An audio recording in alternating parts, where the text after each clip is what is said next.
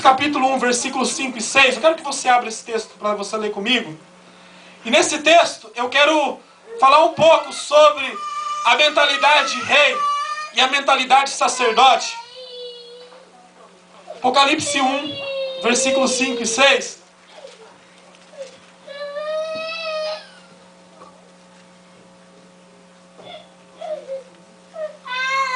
Capítulo 1, versículos 5 e 6. Todos encontraram já? Amém. Amém. Diz assim: E da parte de Jesus Cristo, que é a fiel testemunha, o primogênito dos mortos e o príncipe dos reis da terra, aquele que nos ama e em seu sangue nos lavou de todos os nossos pecados. Presta atenção aqui no versículo 6, só no comecinho. E nos fez reis e sacerdotes para Deus e seu Pai. A Ele a glória e o poder para todos sempre. Amém. Presta atenção. Enquanto o sacerdócio de Melquisedeque é um sacerdócio de Deus, que vem de Deus, que vem de chamamento, que vem do chamado de Deus, e que vem também da comunhão com Deus, porque os homens começaram a invocar a Deus depois de Enos, mas mesmo assim não era algo muito claro.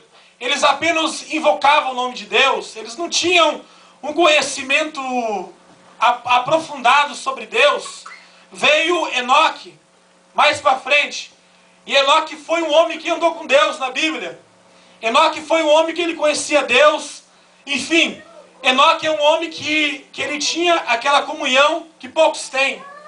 Era um homem que transcendia, de tal forma que ele foi tomado vivo para os céus. Deus o levou para si de volta, de maneira tão grande que era o seu chamado. Ele andava tanto com Deus que Deus o tomou para si, a Bíblia diz, e não dá mais explicações sobre isso.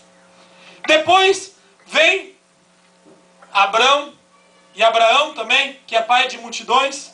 Mas Abraão, Isaac, Jacó, Moisés, as 12 tribos, os reis, os juízes, tudo isso, a Bíblia só fala deles. Sabe por que a Bíblia fala deles? Só tem uma razão. Porque a Bíblia só fala de quem carrega a semente, que é Jesus, que é o Messias.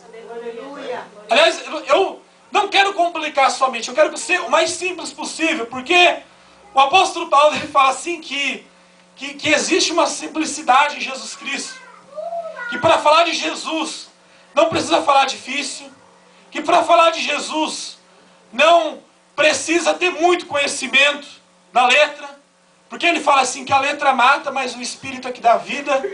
Ele fala assim: quando eu fui pregar a vocês, a minha pregação não foi por persuasão de palavras e sabedorias humanas, mas a minha pregação foi em demonstração de espírito de poder. O sacerdócio arônico, o sacerdócio levítico, ele era um sacerdócio que passava de pai para filho. Em outras palavras, você também poderia falar assim: será que Arão e eles usam nepotismo? Eles passam de pai para filho. Exatamente isso. O sacerdócio deles era um passado, só podia ser sacerdote quem fosse daquela casa. Mas na nova aliança, Jesus, o sacerdote eterno, segundo a ordem de Melquisedeque, ele vem para colocar o reino dele no seu coração, no meu coração. E a partir do momento que esse reino entra no meu coração e no seu coração, eu, você, pastor Edivaldo Pena, pastor que falou aqui, o irmão Marcílio, os levitas, entre aspas, que fazem parte do grupo de louvor, porque é ainda muito mais ainda ser levita, os irmãos que participam do som, todo mundo, através dessa aliança, que é uma aliança melhor, são feitos reis e são feitos sacerdotes. Mas o problema da nossa igreja é que nós não conseguimos entender esses dois ministérios. Porque presta atenção, o sacerdote, ele só vive porque ele é sustentado por um rei. E o rei sustenta o sacerdote para que o sacerdote viva. Então preste bem atenção, o seu pastor está aqui, todo mundo é sacerdote, todo mundo pode orar e Deus vai ouvir todo mundo. Porque Deus, na nova aliança, nos dá a graça que quando nós usarmos o nome de Jesus, Deus ouviria as nossas orações. Mas o seu pastor é o sacerdote. E para que o seu pastor possa exercer o ministério sacerdotal que Deus deu para ele, ele precisa do que? Precisa de reis. Ele precisa de pessoas para manter ele. E eu não estou falando só de dinheiro, também de dinheiro. Ele precisa de apoio moral. Ele precisa de apoio quando alguém fala mal do seu líder. Em vez de você falar assim, você viu hoje eu fui lá na igreja e... Nossa, meu Deus do céu. Nossa, aquele louvor lá estava desafinado demais. O pastor só encheu linguiça, não pregou nada. Aí você fala assim, nossa, mas o que você está vendo é o que eu estou vendo também. Às vezes um visitante está começando na fé. Eu tenho um amigo meu que ele é o cara que mais ganha alma para Jesus, é o cara que mais perde também. Ele leva, todo culto ele leva 2, 3 na igreja. Mas aí, acaba o culto, ele mesmo fala mal do pastor da igreja dele perto do cara que está começando. O cara não volta nunca mais. Existe gente assim. Existem pessoas assim. Não aqui em Denver, mas lá na cidade que eu moro tem gente assim. Existem pessoas assim. Então, às vezes o bem que nós fazemos, nós acabamos destruindo com uma só palavra.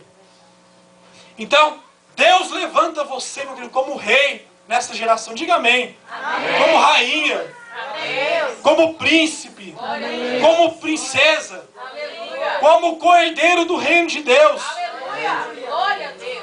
Você não está aqui só para você assistir culto e você voltar para a tua casa.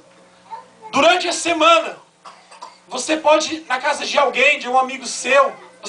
Deus deu também poder, autoridade para você orar por aquela pessoa. Para você falar de Jesus para ela, para você trazer ela aqui no domingo também, na quarta-feira, no dia que tiver culto aqui. Você tem que exercer a sua autoridade. E o fator Melquisedeque, de Hebreus capítulo 7, ele é a força centrífuga da Bíblia e do Novo Testamento.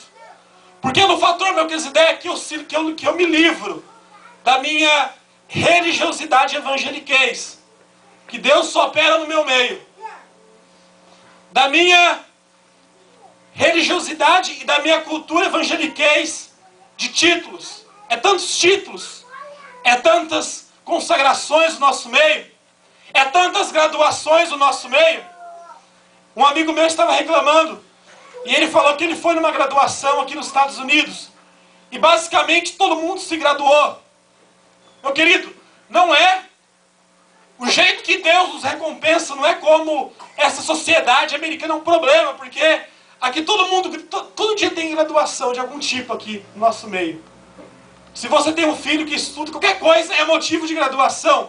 E eu digo uma coisa, você terminar a sua elementary school, a sua high school, é mais que obrigação.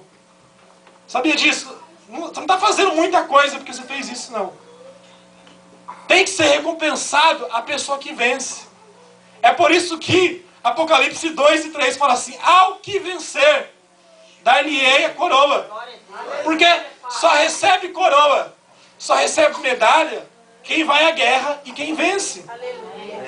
Se você servisse o serviço militar, eu servi no Brasil um ano, no fim do ano nós temos uma formatura de condecoração, mas não é todo mundo que é condecorado, não. É condecorado aquele que atirou melhor durante o ano, é condecorado aquele que foi disciplinado, não faltou nenhum dia, é condecorado aquele que serviu bem, que foi exemplo para seus companheiros. Essas pessoas recebem medalha de honra ao mérito. E existem medalhas também que só recebe o soldado que morre também. Que não é o nosso caso, não é meu caso, porque a gente às vezes não está, parece, querendo morrer. Não estou falando nem morte física, né? É a gente morrer para esse mundo, para a gente viver a vida de Jesus, o Filho de Deus.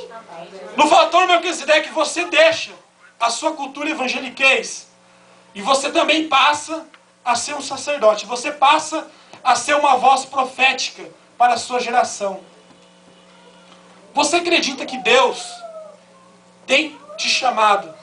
Você acredita que Deus tem te ungido nesses dias para você ser uma voz dele aqui nessa cidade. Amém. Eu estou aqui hoje pregando para vocês, eu vou sair, vou voltar para a minha cidade, lá em Uster. Mas quem vai continuar essa obra? Quem vai manter a chama acesa? Igual os levitas faziam. Quem vai fazer isso? É claro que vai ser você. Existem lugares que você pode entrar que o seu pastor não pode. Mas tudo isso, meu irmão, tem que ter um testemunho. Tem que ter um bom testemunho. Não pensa, meu querido.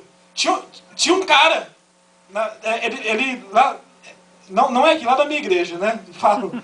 E ele morava no 5º piso. E o cara batia na mulher. Os pratos, ele tinha outras finalidades na casa dele. Não eram só usados para comer, também era usado como disco voador também na casa dele.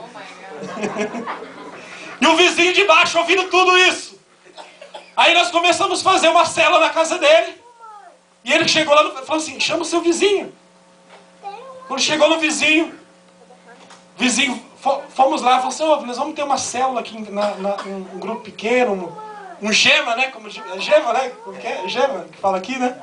Você não pode ir lá, não. Ele falou assim, are you serious? Você acha que eu não escuto barulho? Você gritando com a sua esposa, você batendo nela. Você acha que eu nunca escutei a sirene da polícia vindo aqui, não? Depois você quer... Eu não quero esse negócio que você tem, não. Porque as pessoas hoje, elas não estão preocupadas com a sua religião, que você é evangélico, que você tem a carteira de membro da Manaim. Sou membro da Manaim. Tinha uns tempos na nossa igreja, na quadrangular, quando a gente trabalhava com brasileiros. E